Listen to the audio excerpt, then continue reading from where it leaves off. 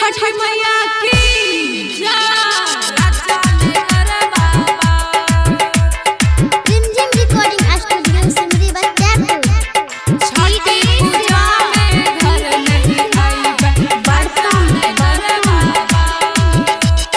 होलियो हो बाहर बीतैले दशहरो के कैले काम। होलियो हो बाहर बीतैले दशहरो के कैले काम। छठी पूजा में घर नहीं आई बस राजा ने कर बाबा, राजा ने कर बाबा, अरे छठी पूजा में घर नहीं आई बस राजा ने कर बाबा। होलियो हो बाहर बीतैले दशहरो के कैले काम। छठी पूजा में घर नहीं आई बस राजा ने कर बाबा। छठी पूजा में घर नहीं आई बस राजा ने कर बाबा, राजा ने कर बाबा। रिमझिम रिकॉर्डिंग स्टूडियो सिमरी बत्यापुर। छठी पूजा में घर नहीं आई बस राजा ने कर बाबा। सबनो ना आइलो लॉकडाउन में बोला कि तू कमाइलो, कि तू कमाइलो, कि तू कमाइलो। सबनो ना आइलो, सबनो ना आइलो लॉकडाउन में बोला कि तू कमाइलो।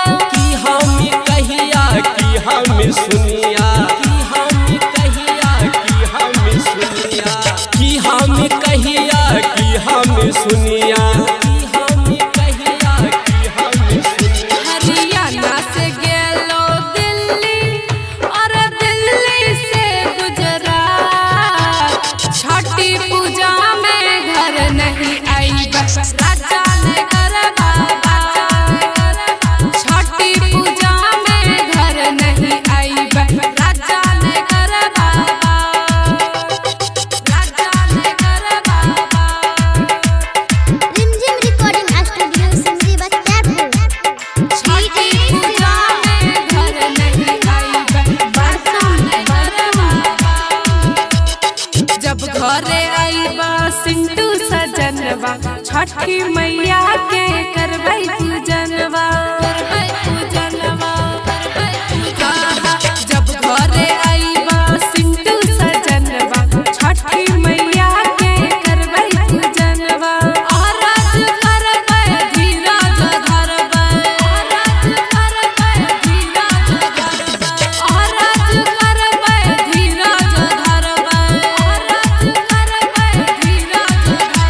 अरे भरतै मैया गोदी और पूरा करतै यार।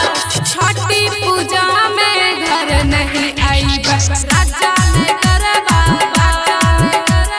छठी पूजा में घर नहीं आई बस राजा ने कर बाबा, राजा ने कर बाबा। रिमझिम रिकॉर्डिंग स्टूडियो सिमरी बत्यापुर। छठी पूजा में घर नहीं आई बस राजा ने कर बाबा।